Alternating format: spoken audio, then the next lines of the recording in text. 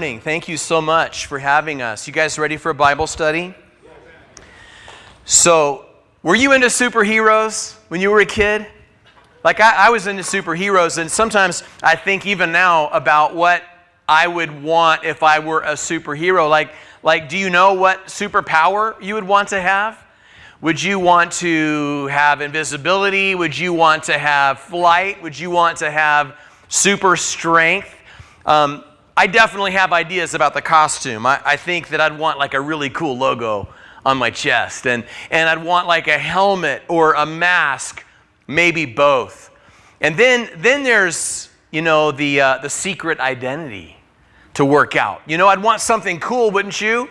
Wouldn't you want to be like Clark Kent or something cool like that? And let's not forget either about like the base or the headquarters. For sure, you would want like your own bat cave, your own fortress of solitude. How cool would that be? It'd be awesome, right?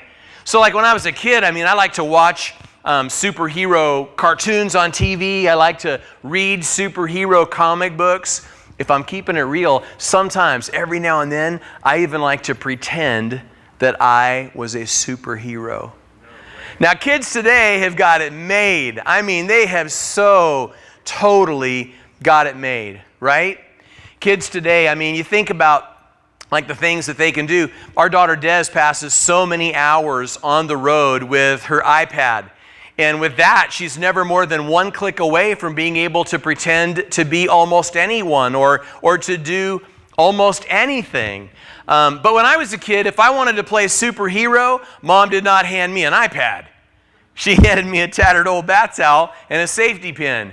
And I'd wrap that towel around my shoulders and cinch it up tight. Mom would help me get it pinned, and hours of fun would follow. Now, kids today would get like 5 minutes out of that. And the first 4 would be spent complaining about how lame it was. But we could make it work all day long, right? Isn't it true, though, that even as adults, there's something inside of us that wants to be a hero?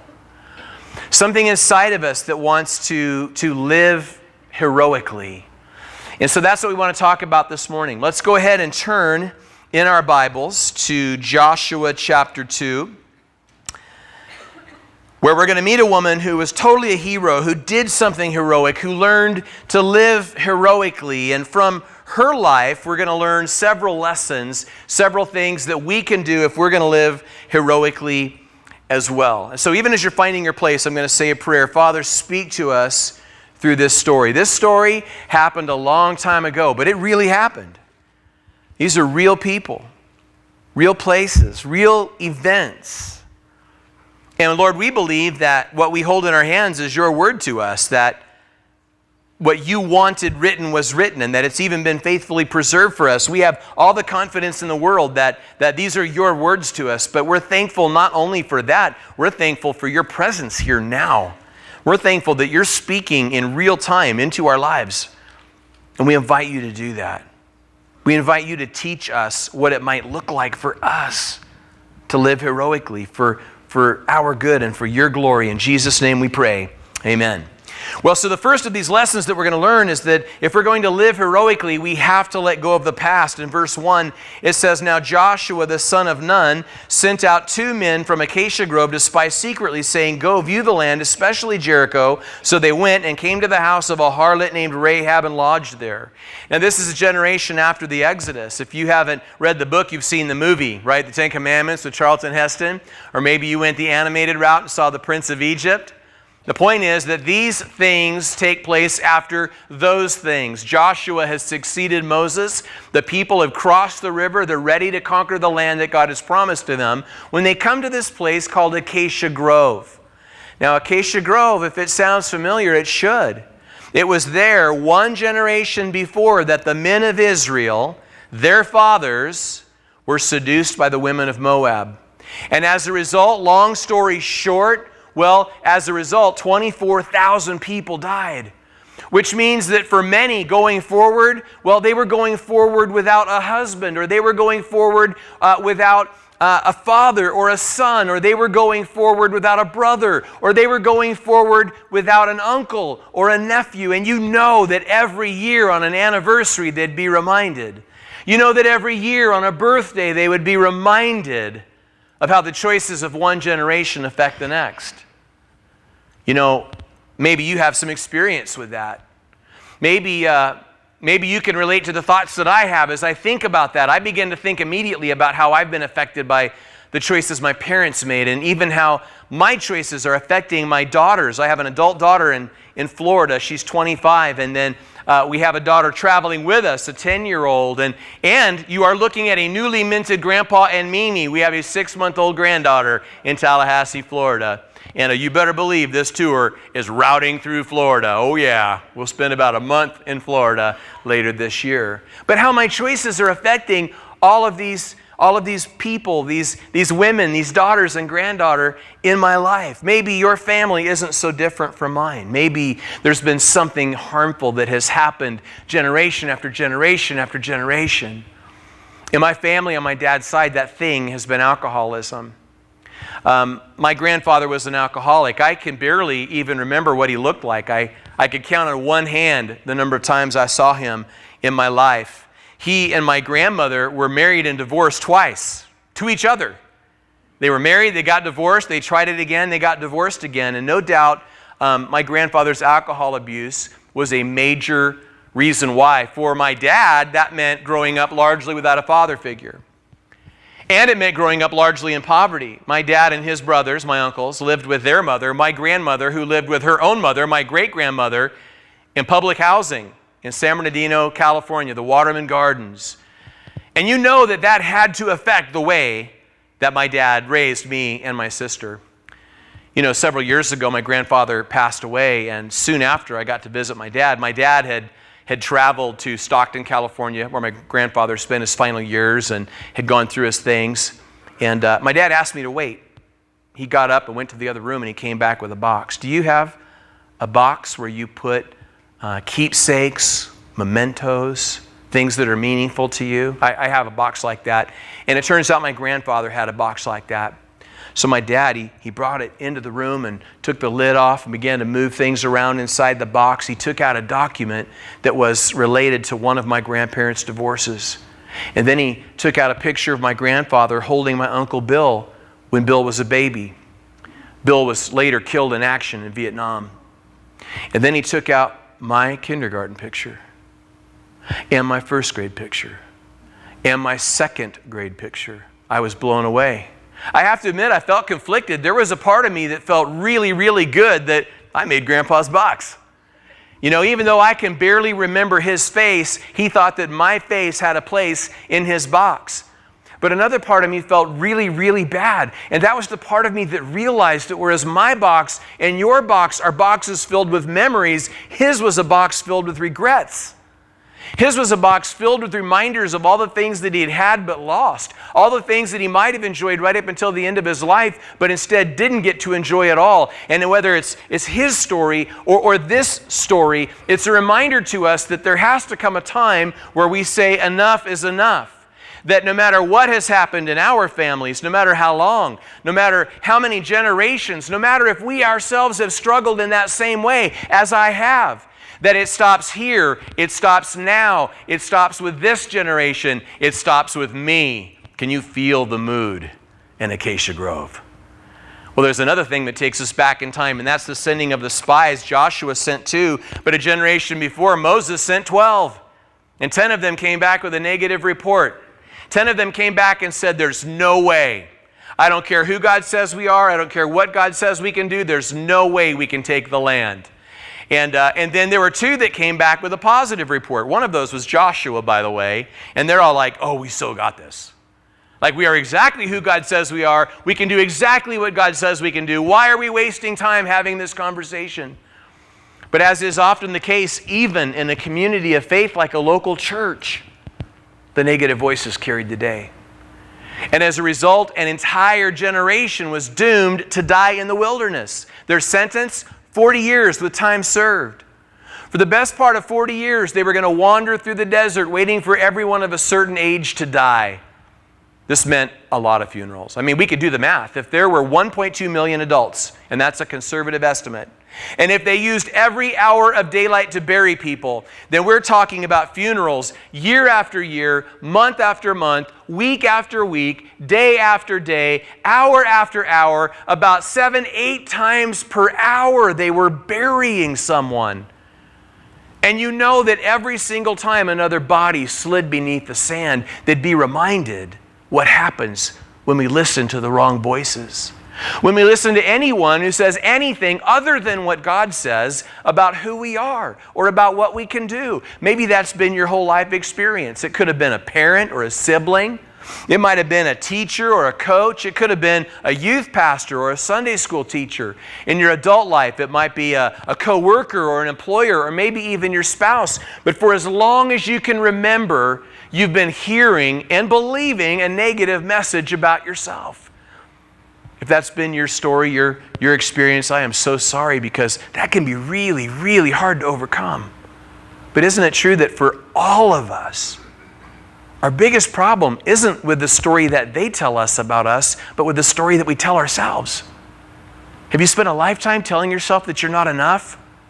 That I'm not tall enough, I'm not fast enough, I'm not handsome enough or beautiful enough, I'm not smart enough, talented enough, gifted enough, skilled enough, educated enough, I'm not cool enough, I'm not good enough, I'm not spiritual enough. It's one more of those things where there has to come a time in our lives where we say enough is enough.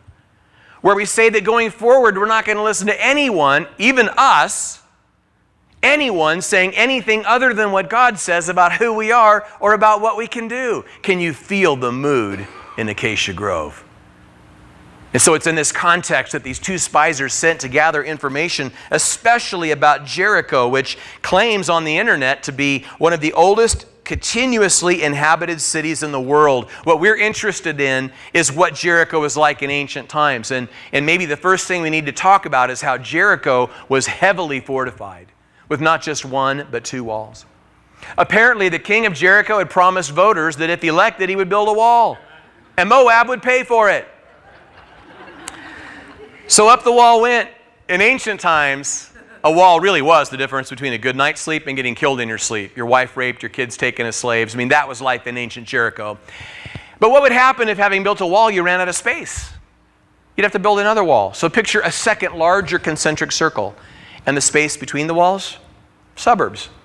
Old Jericho, new Jericho. Now just file that away because we're going to come back to it. But the spies, no sooner did their feet hit the ground in Jericho than they're found in the red light district. What? I mean, for real, if you were new to the Bible, there's no way you would see that coming. There's absolutely no way you would expect to turn the page in Joshua and find these guys there. But there they are. Now, we go in a split second from talking about the world's oldest city to talking about the world's oldest profession. Before you get the wrong idea, I don't think the spies were at Rahab's place to get under the covers. I think they were there undercover. The success of their mission depended upon not drawing attention to themselves. And so they likely entered the city as part of a larger group and followed the tourists to the places tourists would go when visiting ancient Jericho. Maybe, though, to take it a step further, we shouldn't underestimate the value that they might have placed in Rahab as a potential intelligence asset. I mean, seriously, there's no telling who Rahab knew or what. It was not unreasonable for them to think that she might know things that no one else they would get close to would know. So it makes perfect sense they'd want to talk to her. All that to say that if there was anything inappropriate about their visit to Rahab's place, the Bible doesn't tell us so, but the Bible tells us the truth about Rahab, and I think that's awesome. Especially today when there are so many buzzwords we're hearing a lot about in the church, like authenticity, transparency, vulnerability, pastors meeting to talk about how to create safe space for all of the above. But at the end of the day, we are so much better at talking about that stuff than we are at doing it. If you've been doing church for long, by which I mean this is not your first church home, you've maybe had several church homes over a lifetime, chances are you can relate to this. Chances are you were somewhere at some time when someone got brave. They found their voice. They told their story. They talked about their struggles. They admitted to having some doubts. And then you watched in horror as the people around them shamed them, shushed them, and shunned them. You would never dream reading the Bible and seeing how authentic and transparent and vulnerable it is about the characters on its pages that church would be like that, but all too often it is. If and when we find ourselves in a culture like that, I think we can do two things to change it. We got to all buy in, got to all do it together. But if we all decided that, number one, we were going to be brave and tell our stories, and number two, that when other people did the same, we would absolutely not be a part of the group that would otherwise shame, shush, or shun them, we could bring real change to culture wherever we found ourselves. That's something I can go all in on. I hope it's something you can go all in on as well. In fairness to Rahab, she may have done what she did as a matter of survival. I don't mean to say that what Rahab did was okay. It wasn't. Just like lots and lots and lots of things that I've done are not okay. But it was tough in the ancient world for women. I joked a minute ago about a campaign issue from a year ago. Another thing we heard a lot about last year was equal pay, during the campaign with speeches and rallies. And I'm so glad we're talking about that because although we've made a lot of progress in our country, I think most of us would agree that we've still got work to do. So we need to keep having that conversation and making changes. But in the ancient world, oh my goodness, for someone like Rahab, if you were a woman in ancient Jericho and you weren't married and you didn't have family helping you financially, you were in a really, really tough spot. It's not like Rahab could just put on her career hat and reinvent herself. It's not like she could log into LinkedIn and start networking. I mean, the ancient world just didn't work that way. And so there were lots and lots and lots of times in the ancient world, and maybe more often than we suppose in the modern world, when women have been so desperate to find a way to survive that they've thought about doing things or even done things that they never dreamed they would think about, much less do. All that to say that if it's unsettling to learn this about Rahab, and it should be unsettling to learn that about Rahab. It's not half as unsettling for us to learn this about her as it was for her to live it. And the other thing I'm saying, maybe I'll pose it as a question, aren't we learning that life is so much better if we take even 5 minutes to put ourselves in someone else's shoes before we decide that they don't matter, that they don't count, that they have no value, or even that we know everything about what they're doing or why they're doing it, because we don't. We never do. Could Rahab live heroically? Not unless she let go of the past. Think of all the guilt from her past. Think of all the guys, all the hookups. Do you have a past? Are there skeletons in your closet? I mean, the truth is, we've all done things we're ashamed of, right? We've all done things that we're embarrassed by. We've all done things that we regret. But one of the biggest mistakes that we can make in life is when we allow that stuff in our past that we're guilty about to rob us of our future. And you know why guilt from our past robs us of our future? Because we don't get forgiveness. I don't mean that we haven't received it. If you're a follower of Christ, you've certainly received it. What I mean is we don't get it up here. Like we really struggle to wrap our minds around the idea that God has forgiven us. Or as we sometimes say, that He forgives and forgets. You know that Old Testament verse where it talks about God dumping our sin into the sea? I want you to get a visual on that. Right now, God is rounding up all of Alan Rigg's sin. Make yourselves comfortable. This could take a while. Wait for it. Wait. Okay, now He's got it, and He's dumping it into the Mediterranean Sea. I want you to picture the storm surge. Like beaches all around the Mediterranean are disappearing. Coastal cities are being covered with water as my sin is sinking into the dark depths of the Mediterranean in the middle of a bubble field. And finally it hits the seabed, sending silt in every direction that only slowly settles. Until finally, no one can see my sin. No one can find it. No one's ever going to dredge it up. Not even God Himself, because He promises not to. With that visual, do you think there could ever come a time when we're allowing guilt from our past to rob us of our future, that God would look us in the eye and say, I'm over it, why aren't you? Have you allowed a handful of guilty memories to control your life, to define you, to tell you who you are? This is one more of those things where we get to say, enough is enough. Going forward, I'm not going to live from this guilty place anymore. I'm going to live from this forgiven place instead. Now, I think not only was there hurt or guilt, that is, in her life, but I think there was hurt too. I think she'd had a falling out with her family, who we're going to meet just a little bit later in the chapter. It is speculative on my part, but here's what I'm thinking. Humor me. Is it not at least possible that if she had family in Jericho, but if as best we could tell, they had nothing to do with her, she had nothing to do with them, they weren't helping her financially, they weren't, as far as we know, trying to rescue her from the lifestyle in which she found herself trapped, is it not at least possible that they were estranged? That she was hurt, that they were hurt, that there was more than enough hurt to go around? There usually is. Have you been hurt? Is there anger or bitterness or resentment in your life? And the truth is, we've all been hurt. And you know why hurt from our past robs us of our future? Because we don't give forgiveness. So guilt robs us because we don't get forgiveness. Hurt robs us because we don't give it. Have you guys ever heard that saying, hurt people hurt people? Man, it's really true. So here's what we do. This is how we try to hurt the people who've hurt us. We're all like this. Like, no, I'm not going to forgive you. You owe me. You owe it to me to be miserable for the rest of your life. I mean, it's so bad that we're laying awake in bed at night. And we're not counting sheep. We're telling ourselves stories like this one, like, I hope I never see them again. No, I hope I do, because I've got a thing or two to say to them.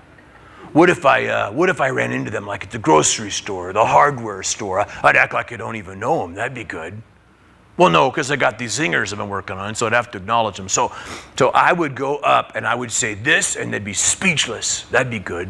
Well, no, because I got more zingers, so they'd have to reply. So I would say this, and they'd say that, and it'd be really stupid, so then I'd say this. Here they are at home. I mean, they don't even know that we're thinking that stuff, or worse, they know and they totally do not care. This is why we say that forgiveness is a gift we give ourselves. When I forgive the person who hurt me, I effectively end any control that they have over my life. Now, if you've been hurt recently or deeply, it's hard to hear. You're like, who is this guy? You know, I'm here to sing the songs and pray the prayers and get a little inspiration. This guy who doesn't know anything about me or what they did is telling me I have to forgive. Somebody get him off the stage. I get that. I understand that. I do. Maybe it would help if I explained, that is, the difference between two things, because I'm talking about one and not the other. There's a world of difference between forgiveness, which I'm talking about, and reconciliation, which I'm not talking about.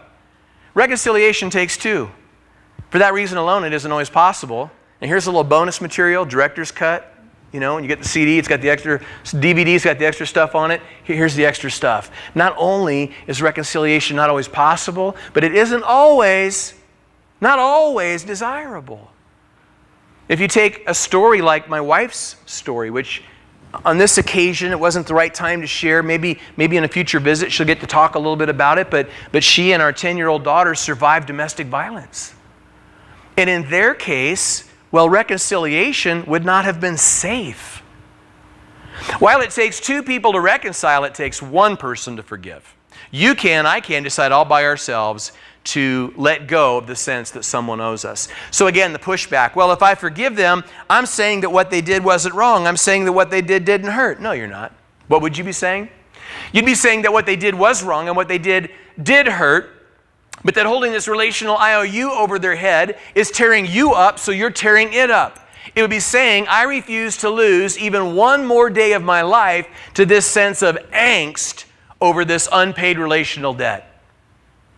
So I'm going to let go of past hurt.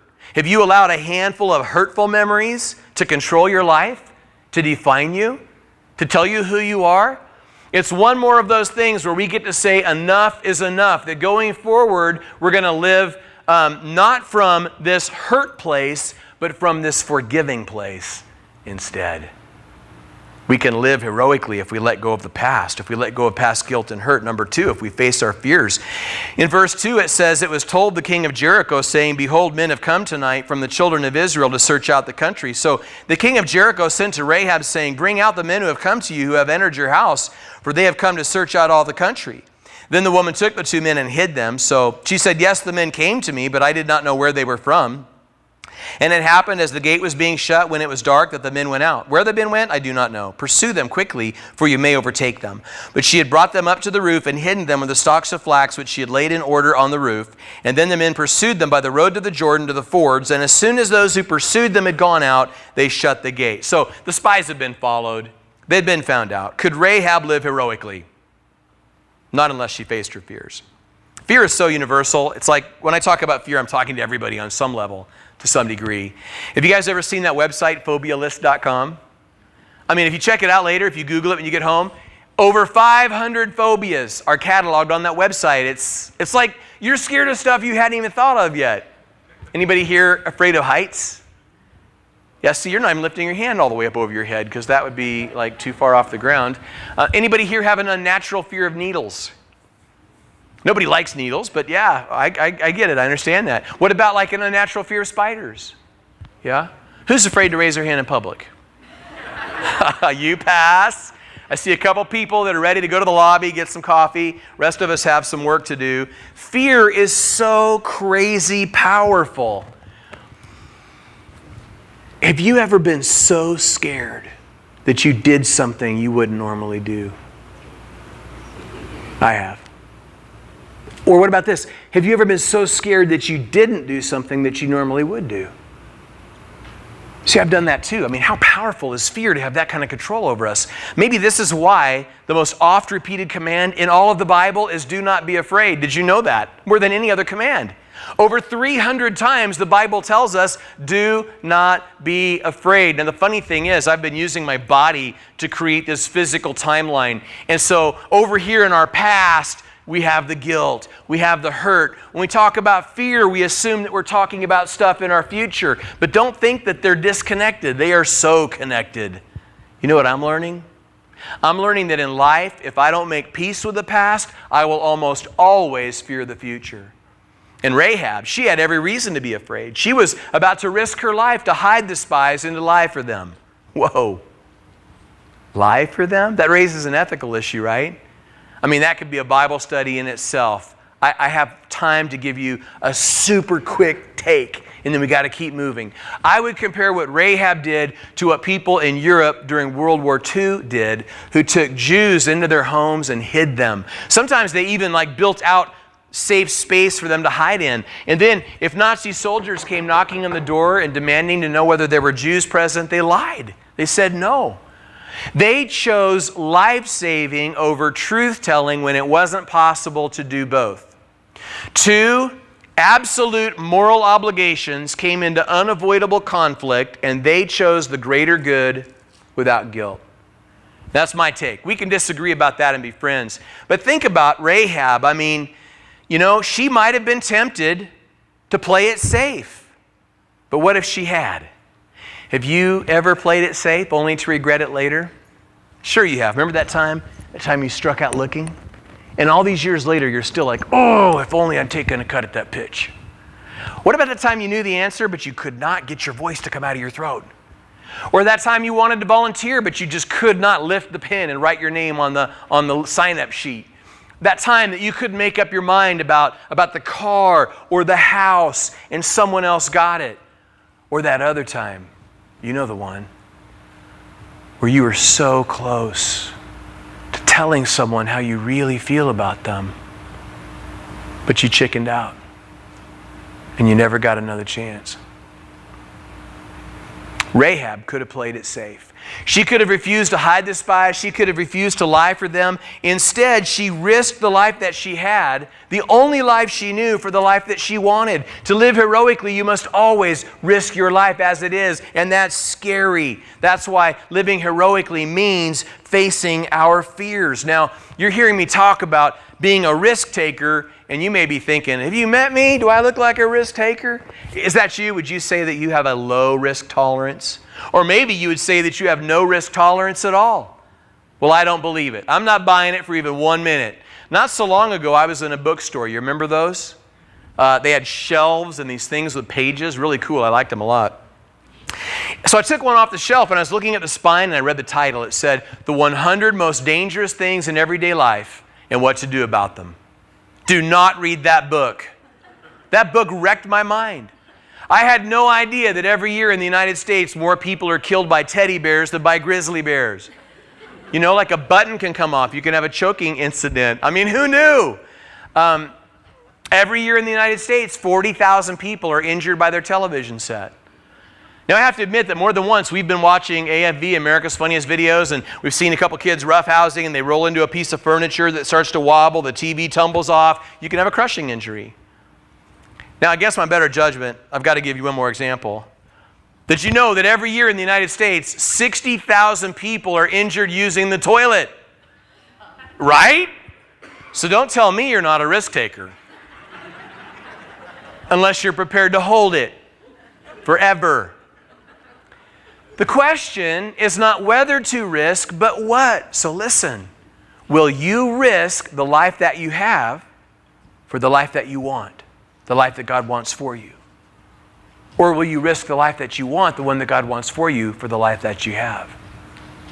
The idea is to face your fears. Like, what would you do tomorrow if you weren't afraid? In the verses we're about to read, Rahab uses fear words in verse 9, like terror and faint-hearted. She uses fear phrases in verse 11, like our hearts melted, and neither did there remain any courage. But when you read about Rahab in the New Testament, it says nothing about her fear and everything about her faith, which tells us what? It tells us that we've been flat out wrong about heroes. Because we thought that heroes felt no fear. Rahab teaches us that heroes feel fear, but they refuse to be controlled by it. Now that's freeing. That one thought changes everything. Imagine, as a follower of Christ, thoughts that aren't fueled by fear. Imagine future plans that aren't formed in fear. Imagine a life that doesn't revolve around being controlled by fear. If we are going to live heroically, we have got to let go of the past. We've got to face our fears. And finally, we have got to believe. So look with me at verse 8. It says, "Now before they lay down, she came up to them on the roof, and she said to the men, 'I know that the Lord has given you the land, that the terror of you has fallen on us, and that all the inhabitants of the land are faint-hearted because of you. For we have heard how the Lord dried up the water of the Red Sea for you when you came out of Egypt, and what you did to the two kings of the Amorites who were on the other side of the Jordan, Sihon and Og, whom you utterly destroyed. And as soon as we heard these things, our hearts melted, neither did there remain any more courage in anyone because of you. For the Lord your God, He is God in heaven above and on earth beneath. Now therefore I beg you, swear to me by the Lord, since I have shown you kindness, that you also will show kindness to my father's house and give me a true token and spare my father, mother, brothers, sisters, and all that they have, and deliver our lives from death.'" Now we've got more verses to read, but first let your eyes fall on verse 11. I want you to see what Rahab said. She spoke of one God, singular. She spoke of a personal God when she used the pronoun your. She spoke of an all-powerful, everywhere present at once God. She described Him as being, quote, "in heaven above and on earth beneath," end quote. This is the language of faith. I'm saying that Rahab had come to faith. And so in verse 14, the men answered her, "Our lives for yours, if none of you tell this business of ours. And it shall be when the Lord has given us the land that we will deal kindly and truly with you." Then she let them down by a rope through the window, for her house was on the city wall. She dwelt on the wall. And she said to them, "Get to the mountain, lest the pursuers meet you. Hide there 3 days until the pursuers have returned. Afterwards you may go your way." So the men said to her, "We will be blameless of this oath of yours which you have made us swear, unless, when we come into the land, you bind this line of scarlet cord in the window through which you let us down. And unless you bring your father, mother, brothers, and all your father's household to your own home. So it shall be that whoever goes outside the doors of your house into the street, his blood shall be in his own head, and we will be guiltless. And whoever is with you in the house, his blood shall be on our head if a hand is laid on him. And if you tell this business of ours, then we will be free from your oath which you made us swear." Then she said, "According to your words, so be it." And she sent them away, and they departed, and she bound the scarlet cord in the window. Now we're moving quickly, but notice that it says in verse 15, not once but twice she lived on the wall. So I'm coming way over here because you and me were hanging out, and we are on the approach to Jericho. So, as we're looking at the city, we can see the inner wall, but we're focused on the outer wall. If you go home, you can Google the walls of Jericho. There are articles that you can read, commentaries that you can read, documentaries that you can watch. They're not all going to agree in the details. My research suggests that the outer wall might have looked something like this. About a 15-foot earthen retaining wall, and then on top of that, a 25-foot brick wall. So come on, you and me, we're going to make the approach. We're walking up to the wall. We've got our eyes on Rahab's window, and we're not going to stop until we are looking straight up at her window, which means that we're looking up about 40 feet. Now that raises a question for me, and that is, what in the world was Rahab doing with a 40 or 50-foot rope laying around the house? I mean, did everybody in Jericho keep a 50-footer in the coffee table? Did only people on the wall keep a 50-foot rope on a hook? I don't know, but I'm guessing that these were not the first men who had to make a hasty escape from Rahab's place. Just throwing that out there.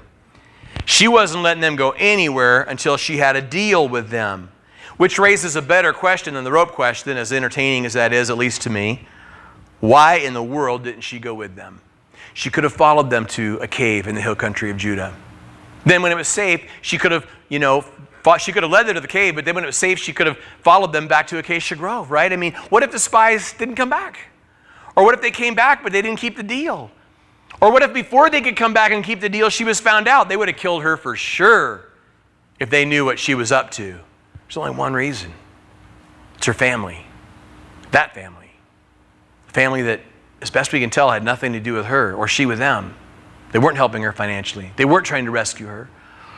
That family. Wow. Could Rahab live heroically? Not unless she believed. Not unless she believed in God. We saw in verse 11 that she had come to faith. She'd come to believe in God. Not unless she believed in herself, by which I mean the woman that God was making her. And not unless she believed in the future, her future, the future that God was forming for her, but not for her alone, for them too. It's crazy when you think about it, because Rahab, well, she had so many reasons not to care about anyone's future but her own. She'd been overlooked by the eligible bachelors of Jericho. She'd been used by immoral men from far and wide. She'd apparently been abandoned by her own family. Who would blame her for wanting to get out of Jericho and never look back? But the idea is to believe God for a big future that makes us and others bigger. We love to talk along these lines as Christians. We love to talk about vision. Like we've got vision for our life, for our family, for our job. We've got vision for our ministry and for our church. Sometimes we use this word. Sometimes we talk about like a dream, like a God-given dream for this area or that area. So hear me now. If your God-given dream is only big enough for you, that's not God's dream for you. God's dream for you will always be so big that there's room in it for you and for others. And Rahab is the most amazing case in point. By the time you get to chapter 6, you find out that when the battle of Jericho went down, Rahab and her family were spared. And as if that's not enough, 2 verses later we find out that when the book of Joshua was written, Rahab was still living as a part of their community. She was still there with them. Pretty cool, right? Not half as cool as this. Because you get to the end of the Old Testament, and then you turn through those blank pages between the Testaments, and then you get to the first book of the New Testament, and the first chapter of the first book, and the first verses of the first chapter. And there you find a tree, but not just any tree, a family tree. And not just any family tree, Jesus' family tree. Let me tell you about this tree. It has these huge branches. And on the name of every branch is carved the name of a woman or a man who lived heroically. And there on one branch, for all the world to see, for me to see, for you to see this morning, R-A-H-A-B, Rahab. You know what that means, right? That means that not only had she become a part of their community, but she'd fallen in love, she'd gotten married, she had kids who had kids who had kids, until finally one of her descendants was Jesus, God in the flesh, the Savior of the world, who many rightly see symbolized in the color, scarlet, of the cord that she was asked to tie in her window, as if to suggest the color of the blood that Jesus would one day shed to make all this cool stuff that we're talking about possible. Oh my goodness. Clearly, Rahab had a mind-blowing ability to believe God for a big future. But do you think that even Rahab could have imagined this? From prostitute to mother. How long had Rahab worn that label? Prostitute. And God just comes along and takes hold of the corner of that label, and listen, rip! And in its place, he puts a new label that says mother. Again, we didn't get to tell you a lot about our stories. I alluded to Miranda's story before, but about 8 years ago, she and I, many miles apart in our own situations, we both went through very painful and public divorces. We lost our marriage, we lost our ministry, we lost our material things. I remember returning my car. I remember having my home foreclosed on. We lost everything. And so again, in our own separate worlds and separate stories, we both knew what it was like to wear a label that says divorced. And we both know what it's like even to have people in your life who will never let you forget. But God comes along and takes the corner of Miranda's label and listen, rip! And in the place of that divorce label, he puts a new label that says wife. And God comes along and takes the corner of my divorced label and listen, rip! And in its place, he puts a new label that says husband. What label do you need to hear God tearing from you this morning? Failure. Rip! Loser. Rip! Sinner. Rip! What label do you need to see God putting in its place? In just a moment, I'm going to close the message with prayer. And when I do, Miranda's going to come back up because we're going to do one last worship song before Matt closes out the service. But before I pray, I just want you to know that I've planned your afternoon for you. That was thoughtful of me, wasn't it, to think ahead about what you might do today? What I'd like you to do when you get home is to find a tattered old bath towel and a safety pin and wrap that towel around your shoulders and draw it up under your chin and pin it up tight and begin to live heroically as you let go of past guilt and hurt, as you face your fears, feeling them fully but refusing to be controlled by them. And as you believe God for a bigger, better future for you and for the people around you.